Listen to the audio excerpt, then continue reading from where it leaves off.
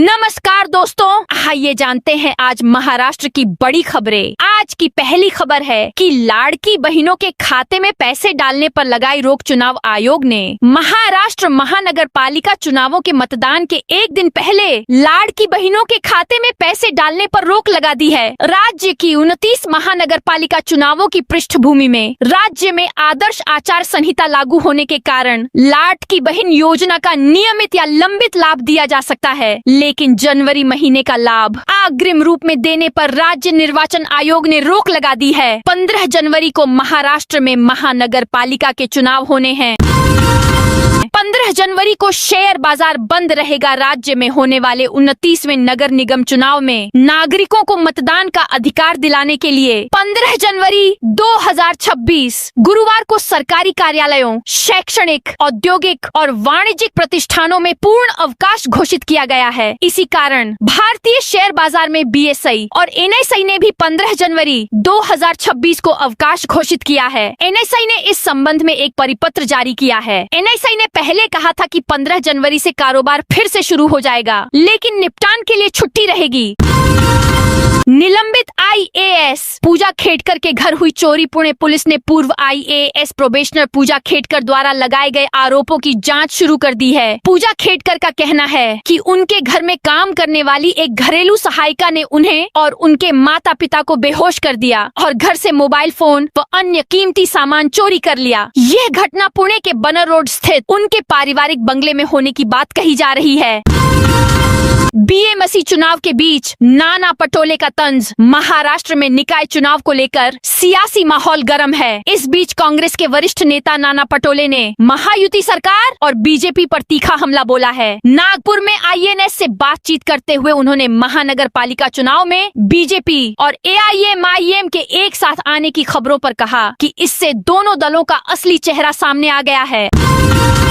मुंबई में महिलाओं को मिलेगा 5 लाख का इंटरेस्ट फ्री लोन। महायुति ने बृहन मुंबई म्यूनिसिपल कॉर्पोरेशन चुनावों BMC चुनाव के बीच में अपना मैनिफेस्टो जारी किया है। इस मैनिफेस्टो में मराठी भाषा और मराठी लोगों के विकास पर खास जोर दिया गया है। महायुति ने महिलाओं को 5 लाख रुपए तक का बिना ब्याज का लोन देने का बड़ा वादा किया है, ताकि महिला वोटर्स को अपनी ओर खींचा जा सके। इसके साथ ही बेस्ट बसों में महिलाओं को 50% की छूट, कचरा मुक्त और प्रदूषण मुक्त मुंबई, साथ ही रोहिंग्या और बांग्लादेशी मुक्त मुंबई का भी वादा किया गया है। मैनिफेस्टो में मराठी लोगों के लिए सस्ते घर बनाने की योजना का वादा भी शामिल है।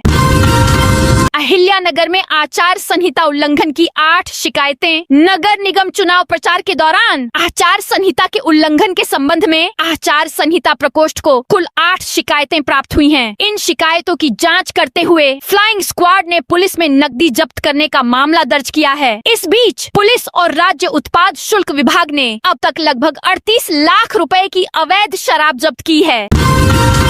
अजीत पवार को झटका। सोलापुर नगर निगम चुनाव में मतदान के लिए सिर्फ 3 दिन शेष हैं। ऐसे में भाजपा ने एक बड़ा कदम उठाया है। सोलापुर शहर के वार्ड नंबर 9D से राष्ट्रवादी कांग्रेस पार्टी के अजीत पवार गुट के आधिकारिक उम्मीदवार तुषार जक्का ने भाजपा में सीधे शामिल होकर राजनीतिक गलियारों में हलचल मचा दी है। तुषार जक्का का भाजपा में प्रवेश पालक मंत्री जय कुमार गोरे और विधायक देवेंद्र कोठे की उपस्थिति में हुआ। चुनाव से ठीक पहले हुए इस प्रवेश ने वार्ड संख्या 9D में राजनीतिक समीकरणों को पूरी तरह से बदलने की संभावना पैदा कर दी है।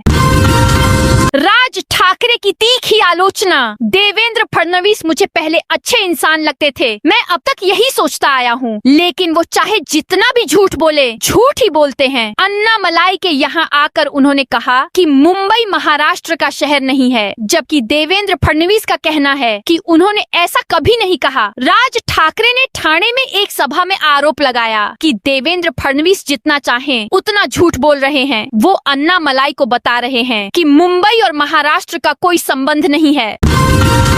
मुंबई में मतदान के दिन सार्वजनिक अवकाश घोषित। बृहन्मुंबई नगर निगम BMC में आम चुनाव के लिए प्रत्यक्ष मतदान गुरुवार 15 जनवरी 2026 को होगा और इसके लिए सार्वजनिक अवकाश घोषित किया गया है। महाराष्ट्र सरकार के सामान्य प्रशासन विभाग और उद्योग, ऊर्जा, श्रम एवं खान विभाग ने इस संबंध में अध्यादेश जारी किया है। यह सार्वजनिक अवकाश बृहन्मुंबई नगर निगम के अधिकार क्षेत्र में लागू होगा। इस निर्णय के प्रभावी कार्यान्वयन के लिए बृहन्मुंबई नगर निगम प्रशासन ने मुंबई शहर, पूर्वी उपनगरों और पश्चिमी उपनगरों के लिए एक सतर्कता दल का गठन किया है।